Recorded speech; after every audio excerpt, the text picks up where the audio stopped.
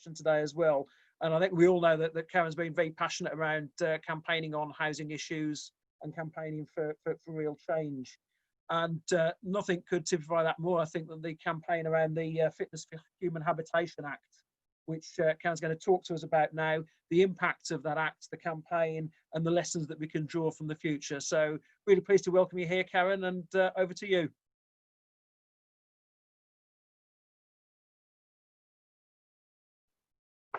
Okay, thanks very much. Lovely to be here and see so many campaigners. And obviously, we're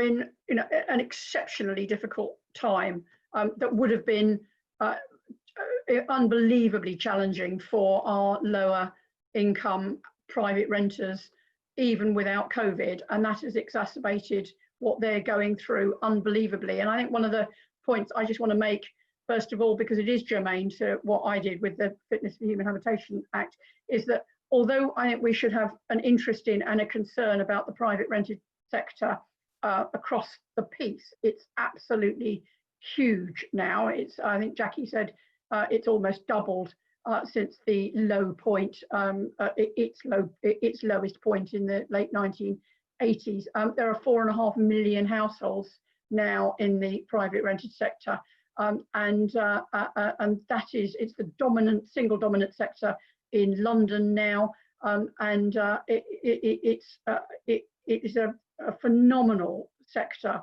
in terms of its size and its breadth and experience, and there is a large subsection of it where people are positive and satisfied about their experience. Although I think that we need to be looking at legal changes and the issues that Thangen highlighted at the beginning of this morning and that Dan and others have drawn up, I feel very strongly that we should be looking nationally and indeed through our own local authorities at how we can focus on improving the experience of those who are in the most vulnerable sector. And I'm not going to repeat some of the issues around Section 21 and legal protection against eviction and what we do about rents, because that's been covered pretty well. But I would say it is absolutely impossible to disentangle the three strands of affordability and security and decency, because they all feed off each other. And what we know is that when you have no market power, when you are reliant upon either housing benefit or in some cases not even that, people with no recourse to public funds, other groups who are struggling on very low incomes to pay their rent, you are disproportionately likely to be trapped into very poor quality housing, and your insecurity, underpinned by by Section 21 and no fault eviction, means that you are disproportionately unlikely to do anything about it. Because you know that if you lose your property, if there is a retaliatory eviction or a no fault eviction, then with no market power at all, you will not have any choice about where you end up. And obviously, the more expensive the prevailing sector in terms of rent, so high cost areas in Manchester, in Edinburgh, in London, in York, and lots of other places, you really are absolutely trapped. Now, thankfully, over 100 years or so, there has been a reasonably steady improvement in housing quality. And anybody who ever read New Dickens knows what the slums used to be like, and slum housing has been with us for centuries. But it's still the case that when I brought in the first time, it took me two attempts to get the private member bill through. When I brought in the Homes Fitness for Human Habitation Act, we had 1 million households that were living in homes that were basically unfit, and that's roughly 3 million. I mean, nobody knows absolutely certainly, including hundreds of thousands of children, and they are living in homes that have at least one Category 1 hazard under the 2004 Act. And what does that actually mean in practice? A lot of people, particularly the councillors and the solicitors who are on this call, will know these are people who are living in properties with no heating system whatsoever. They are living in properties where there is black mold and damp where those properties are freezing cold, and in winter I've been into those flats myself, where you can put your hand on a wall that is black and wet, and the plaster comes off with your hand. One of the cases that I remember very clearly during the passage of that bill was down the road that I live in, a call from a young mum who had premature triplets. These babies had been brought out of hospital with their oxygen bottles, and they were in a flat that when you walked in, I could not breathe for the amount of spores in the air, the damp and the black stains down the walls of damp. And they were the conditions that premature babies, oxygen dependent, were being put into. So when we talk about the quality of the conditions in very poor quality housing, it is also extremely easy to read across into what that means for people's physical health, and it's been touched upon also this morning in terms of people's mental health as well. So 1 million households, slightly less before COVID, but is it going to, are those poor conditions going to go up again? Perfectly possibly, for a whole host of different reasons. And yesterday, if you haven't seen, the Resolution Foundation produced a really good new report on housing conditions during COVID, and looking at who was getting trapped in very poor quality accommodation, and likely to be more trapped because now of their potential loss of job, loss of earnings, and so forth. The other thing that's also worth mentioning in this context, again, flagging up for your local interests, is the issue around permitted development. Some of you will have spotted yesterday the government, thank you government, said that permitted development properties were not allowed to build residential flats without windows. So, you know, let us be grateful for very small mercies. But permitted development, all systems go, and have been for the last couple of years, in a race to get homes up. And so many of those homes, as we've seen from the news stories, are themselves potentially unfit and dreadful. And a particular mention, again, calling on all of you to, you know, use your own eyes and ears. In some of the worst conditions I have ever seen anywhere for anyone have been temporary accommodation that is procured by local authorities for homeless households from private landlords, and some of them managed by housing associations. It is an absolute disgrace. And I have limitless sympathy for local government in this crisis, given how, you know, the government grant has been halved. But really, no local authority should be able to hold its head up if people are being left in the kind of quality of accommodation that so many are. What we also know, and it was also touched upon earlier, is the issue of enforcement. Local authorities do have some enforcement powers under the 2004 Housing Act, and the application of that is highly variable. Even well before COVID, half of all local authorities were not carrying out any enforcement acts, any Housing Act enforcements at all. One authority, Newham, was carrying out more than every other local authority in the whole of the country. There are reasons for that, but nonetheless, it's telling us something quite significant. Now, some of this is to do with money. Environmental health departments have been cut back by local authorities. And again, what choice have some of them had, given in some cases there's a choice between protecting adult social care and fulfilling Children Act responsibilities, what are local councils going to do? But nonetheless, this is a very worrying situation, and it's not always money. I mean, there is genuinely, in some local authorities, there has been a lack of interest, a lack of political will to take this on. So, you know, it's resources certainly, but it's not 100% resources. Local authorities also can't enforce against themselves, so they can't enforce against their own housing stock. What we saw at Grenfell was an illustration of what might have been an issue there, where a property where the cladding was built on Grenfell, it was not in disrepair, it was new, it was potentially in good repair, but nonetheless it made that property unfit because it was unfit to stop the spread of fire.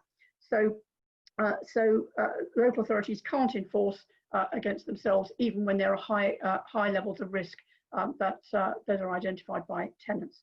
So my Private Members Act, which got through, say on the second time, strongly resisted by the government initially, but we did manage to get it through. This gives tenants the right to enforce themselves with a solicitor if they can, but they don't have to, where a property is unfit. It can draw on the hazards already identified by the Housing Act, but they can be that can be changed and amended as new hazards are understood, and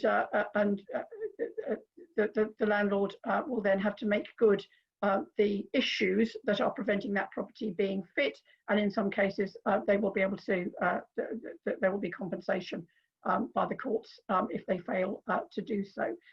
So we are that came in for new tenants last year, but obviously we know with that was not likely to catch that many people in the first year. But as of March of this year, it extended to all tenancies in the social sector and in the private rented sector. And we are beginning to see from housing lawyers the first cases coming together that may go to court. Obviously, everything depends on whether there's settlements and so forth. So we're beginning to see that working through. But the landlords do recognise the need to take this on, and obviously are seeking to get that message out. I mean, in a sense, prosecutions are not a success measure. As far as I'm concerned, the success measure will be that legislation clearly tells landlords that they cannot let properties out and leave them let when they are presenting a serious hazard or risk to the health and even life of the people that they are letting to. So that's all excellent. But of course, as we know, that tenants are anxious. They are probably more anxious now than they were because of the level of security. And just the last point on this, because everything is connected, we also know that housing law, like so many other areas of law that is underpinned by legal aid, is again stretched like never before, and has been stretched since the introduction of LASPO 7 or 8 years ago. Now there are whole areas of the country that are housing law deserts, that are legal aid deserts, and this is something that our justice team are looking at as well. So I suppose just kind of pulling out and saying the last thing, concentrate on the poorest tenants and the most vulnerable tenants in terms of all of these issues: affordability, security, and decency of accommodation, and recognise that all of these issues compound each other and can only be satisfactorily resolved by a mix of policies that are going to include housing law policies around issues like security in Section 21, support for tenants through housing benefit or the housing element of universal credit, and other measures that can be provided to increase affordability, enforce against poor quality, make sure that the advocacy and the representation is available to help tenants take action on their own behalf.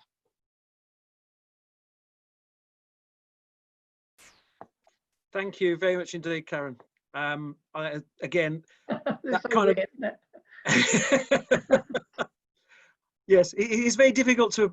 It's really sad we can't applaud speakers properly on Zoom, because I think we'd probably burst each other's eardrums or something with the feedback. But I think you can see that from the hands that are going up on the icons there, that's very much appreciated. I think really brings together all of the themes that we've been talking about over the course of this morning. Clearly, there's a lot of work, a lot of challenges here for us to be looking to address, and certainly Labour Housing Group, I know members who are here today will want to be part of that, working with our frontbench team to hold the government to account and drive through some of those changes that we all want to see and that those communities desperately need. I think it's been a really good discussion and debate this morning. Thank you again to all of our speakers. Thank you again to all of you who've come along to participate as well. I also particularly just want to say a word of thanks to one of our exec members, Councillor Amanda Pinnock, who was the driving force behind making today's event happen.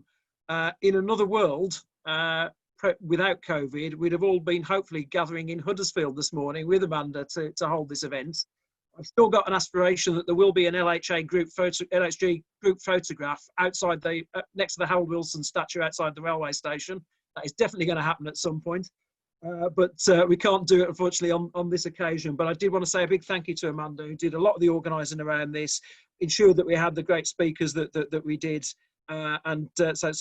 thank you to her, and indeed to all my other exec colleagues for helping to make this happen today.